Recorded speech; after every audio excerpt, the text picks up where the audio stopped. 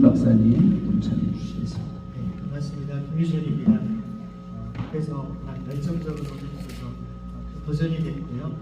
비즐라프에 대해서 이번 주도 논차를 준비하면서 새롭게 깊이 있게 공부할 수 있는 좋은 기회가 되었습니다. 이 이후에도 계속해서 기독교계의 개신교 이들이 원년으로 삼을 수 있는 이 비즐라프에 대한 연구를 좀 하겠다라는 말씀을 드리면서 진행하려고 합니다.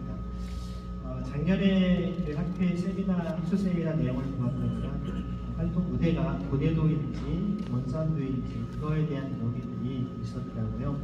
그래서 올해는 이제 그것과 이어서 비즐라프가 실제로 사역의 중심지였던 중국 선교를 어떻게 했는가 그의 평가에 대해서 중국 측의 자료를 통해서도 좀 볼 수 있는 그런 시간이라는 생각이 듭니다. 제가 지난 7월 12일에 홍콩에서 홍콩 침례대학교 교수님, 종교철학 교수님과 또 교목이신 분들, 학교 대학생들을 포함해서 한 20여 명을 제가 숭실대학에 방문을 하게 돼서 제가 이제 같이 그분들을 안내하고 또 오후 내내 같이 시간을 보낸 적이 있었습니다. 교수님하고 이야기하는 가운데 제가 오늘 이 자리에서 비즐라프에 대해서 논차를 합니다라고 했더니 그 자리에 가시면 꼭 홍콩에서 이 비즐라프를 정말 너무나 소중하고 우리가 사랑하는 분이라는 사실을 알려달라고 얘기하시더라고요. 그래서 뒤에서 이렇게 보신 것처럼 홍콩에서 내 세계의 마지막에 어떻게 헌신적으로 중국을 사랑했는지에 대한 내용들이 많이 담겨져 있는데요. 아무튼 좀 더 비즐라프의 어떤 생애 전반에 대한 그런 연구와 논의들이 좀 많이 됐으면 좋겠다 생각이 듭니다. 제가 이렇게 같이 발제와 논차를 들으면서 중간중간에 우리 한국 학술지라든지 또 논문, 학위 논문 이런 부분들이 얼마나 많이 쓰였나 봤더니 상대적으로 그의 어떤 이름에 비해서 또 그의 한국교회 초기 정말 중요한 역할에 비해서 연구가 많이 없구나라는 것을 제가 다시 확인을 했습니다. 이런 논의들이 계속되기를 좀 기대하면서 좀 더 내용들을 다루도록 하겠습니다. 사실 오늘 권평 교수님께서는 한국교회사학연구원의 원장님으로 하셨고 또 계속해서 연세대라든지 평택대에서 교회에서 강의를 해오시는 분이신데요. 오늘 여기에 대해서 이제 비즐라프의 가정과 교육적 배경, 또 선교 과정, 그리고 중국 선교에 대한 평가를 여러 가지 긍정적인 면, 또 부정적인 면들을 함께 해주셨습니다. 사실 긍정적인 평가를 보면 무엇보다 비즐라프의 뛰어난 언어 능력과 의학 지식을 바탕으로 한 중국 선교에 굉장한 기여를 한 점, 또 열정적이고 헌신적인 선교 활동을 통해서 많은 사람에게 복음 전파를 했을 뿐만 아니라 중국 내의 전도 네트워크 구축, 복화대를 통해서요. 그리고 현지인 전도자 교육을 중시하면서 중국 내 교회 설립과 세례, 또 선교 활동을 촉진시켰음을 보여주셨습니다. 특히 현지 사역자 양성에 기여하면서 서양과 중국 간의 문화적 교류에도 굉장히 기여한 부분들을 엿볼 수가 있었습니다.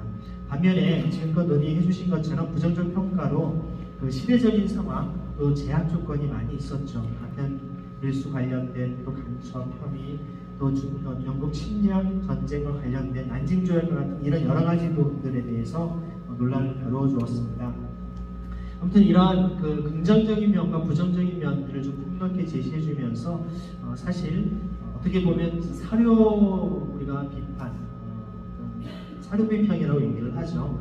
그 사료가 어떠한지를 좀 정확하게 아까도 말씀해 주신 대로 중국 측에서 비즐라프에 대한 부정적으로 평가한 것들을 오히려 그 당시에 같은 사건이나 정황을 비즐라프 자신이나 또 다른 서구 선교사들 여러 가지 우리가 좀 더 입체적으로 보면서 그때의 사건을 좀 평가하는 것이 중요하다는 생각이 듭니다.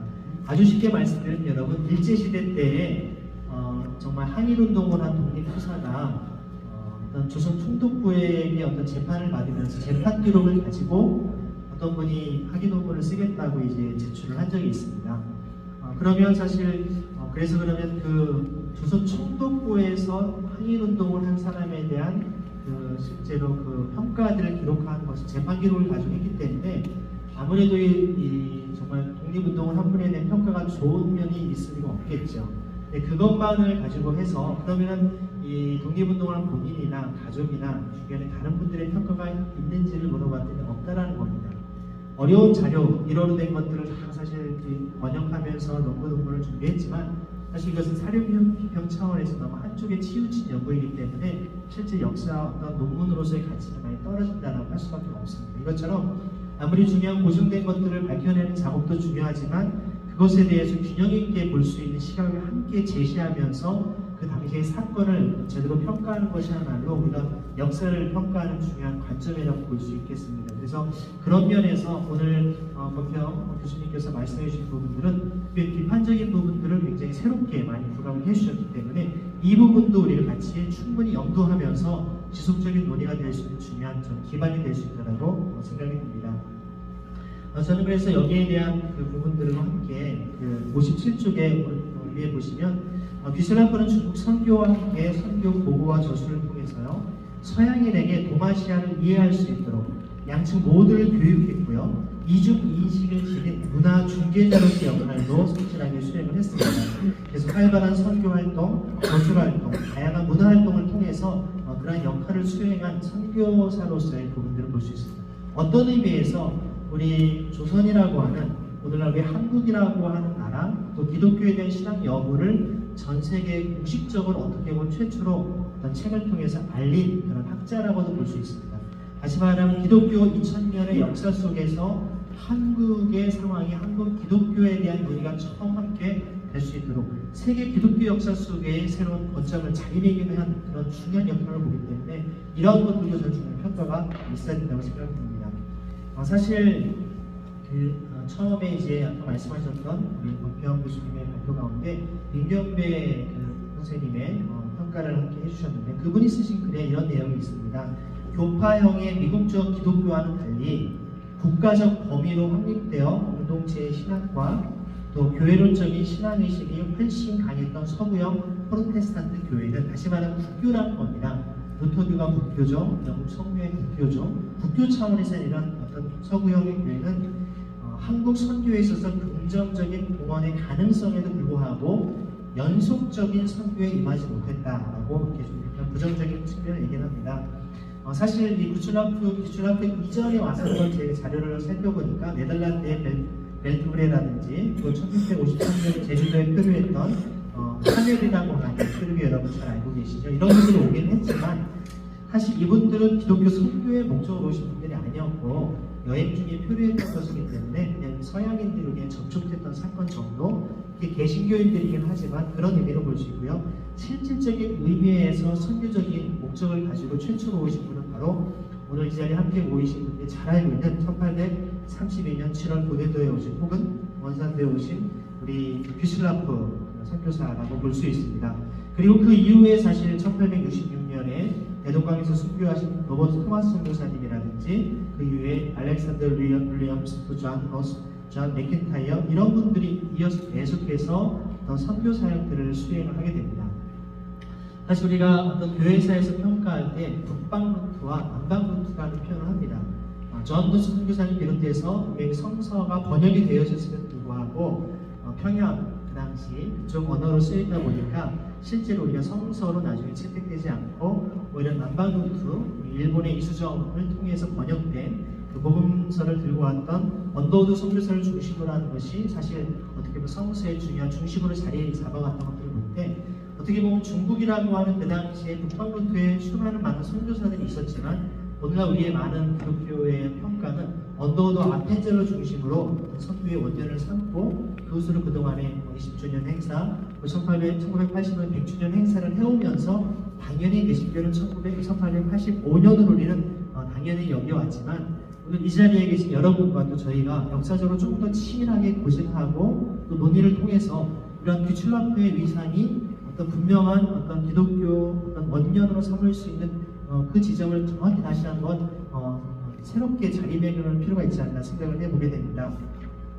여러분 아시는 대로 어떤 이 귀출라프 선교사는 이제 실제로 최초의 이 한국의 내한한 선교사라고 볼 수 있습니다. 그래서 사실 여러 가지 많은 책자를 통해서도 여러분들에게 나와 있는 대로 그분이 최초로 하신 여러 가지 일들이 있더라고요. 저도 이번 기회를 통해서 순조실록 특별히 1832년 7월 21일자에 이것에 대한 기록들을 제가 원문으로 잘 하지는 못했지만 한문들을 꼼꼼히 다 살펴보면서 그때 당시 어떤 보고들이 있었는지 거기에 기록되어 있는 날짜로는 물론 분명이겠죠. 6월 27일로 기록이 되어 있더라고요. 이런 모든 기록들 하나하나를 살펴보면서 실제 우리 내측 자료하고 또 귀출라프 스스로가 쓴 자료, 이것이 중국 측에 또 됐던 자료 여러 가지를 통해서 우리 한국에 왔었던 귀출라프 선교사에 대한 어떤 자료들이 좀 더 충분하게 많이 고찰될 필요가 있다 생각을 해보게 되었습니다. 여러분 58쪽 중간에 보면 사실 그가 짧은 한 달도 못 되는 짧은 체류를 했었지만 어떻게 보면 효과적인 선교적 성과를 거둘 수 없었을 것입니다. 하지만 그가 최초의 개신교 선교사로 조선에 방문한 그의 믿음을 이렇게 기록되고 있습니다. 어쨌든 이는 하나님의 역사였다. 이 땅에 뿌려진 하나님의 진리의 씨가 소멸되리라고 나는 믿지 않는다. 하나님의 영원한 섭리로서 그들에게 하나님의 자비가 미칠 날이 오고야 말 것이다. 우리 이 날을 기다리고 있다. 한편 이 날이 오도록 십자가의 도를 애써 전파하지 않으면 안 될 것이다. 하나님께서 이 미약한 첫 방문 사업도 축복할 수 있다고 성경은 가르치고 있다. 우리는 한국 땅에 분명의 아침이 찾아오기를 기다려야 한다. 제가 정말 설교 말씀을 통해서 정현희 씨가 소설로 썼던 그 양화지, 정현희 씨에게 직접 확인을 했습니다. 그랬더니 그분이 성경의 감동을 받아 쓴 것이지 실제 어떤 고증을 해서 한 것은 아닙니다 라고 했는데, 사실 성경의 감동을 통해서 쓴 그 소설의 내용이지만 언더우드의 기도문이 정말 그 당시를 생생하게 보여주는 그런 감동이 있지 않습니까? 그 못지않게 벌써 1832년에 우리 조선 땅을 방문했던 귀출라프의 기도야말로 그에 못지않은 그런 믿음의 기도가 담겨있지 않습니까? 귀출라프는 한국에 비추어오는 희망의 아침을 굳게 믿고 자기의 미약한 개척 사업에 하나님의 가호를 간절히 기도했습니다.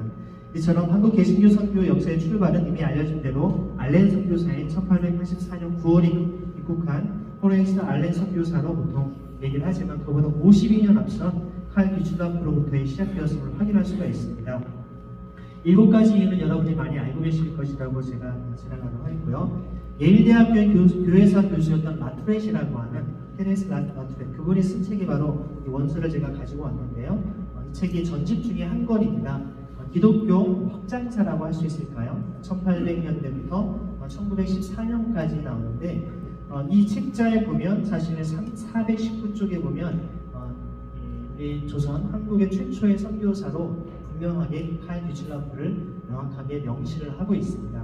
그리고 이분은 바로 예일대 교회사 교수였는데 이분의 밑에서 최초로 한국의 최초의 신학박사 학위를 받으신 분이 바로 연세대학교 초대 총장이신 백낙준 박사님이십니다. 백낙준 박사님이 한국 개신교사라고 하는 이 책을 쓰면서 여러분 혹시 글자가 잘 안 보이실 텐데 그 밑에 부제를 보시면 숫자가 1832년부터 시작을 하고 있습니다. 바로 이 백낙준 박사님 용재이신데 이분이 사실 한국 개신교 어떤 이 교회사의 가장 대표적인 1세대 학자로 불리고 있는데요. 바로 라투렛 교수의 어떤 가르침뿐만 아니라 이분의 어떤 저서에서도 귀출라프에 대한 생애를 분명하게 한국 개신교 최초의 시작으로 밝히고 있는데 오히려 언더우드 아펜젤로 중심으로 우리가 지금 장로교와 감리교 중심의 그동안 해온 부분들 어떻게 보면 한국 교회가 주로 이제 장갑으로 되어 있기 때문에 당연한 어떤 결과라고도 말할 수 있겠지만 조금 더 우리가 역사적으로 냉정하게 또 진지하게 재검토해야 될 부분들이 아닌가 그런 생각들을 분명히 해보게 됩니다. 그래서 이 부분에 대해서 한번 우리 권평 교수님의 입장을 한번 밝혀주고 부탁을 드리고요. 그래서 이런 계기를 통해서 또 하나는 이제 서론에 언급했던 아편 전쟁을 비롯한 군함에 의지할 수밖에 없었던 상선에 의지할 수밖에 없었던 그 당시 이 선교적 개척을 위한 시대적 상황에서 이 중국 선교를 위한 수단과 방법의 정당성에 대한 아까 물론 제가 밝혀주셨지만 정말 우리의 목적을 위해서 수단과 방법 아무렇게 해도 되는 것인가? 그렇다면 이런 당시에는 과연 어떻게 우리가 해야만 하나님이 기뻐하시는 선교를 할 수 있는 것인가? 이런 논의들을 우리가 한번 조금 더 이렇게 고민을 해봐야만 이 이후에도 또 다른 우리가 제국주의적인 혹은 강압적인 이런 역사적인 십자군 전쟁과 같은 이런 앞에는 그런 역사들을 조금 더 우리가 분명히 되짚을 수 있는 계기가 되지 않을까라는 차원의 질문을 드린 거고요.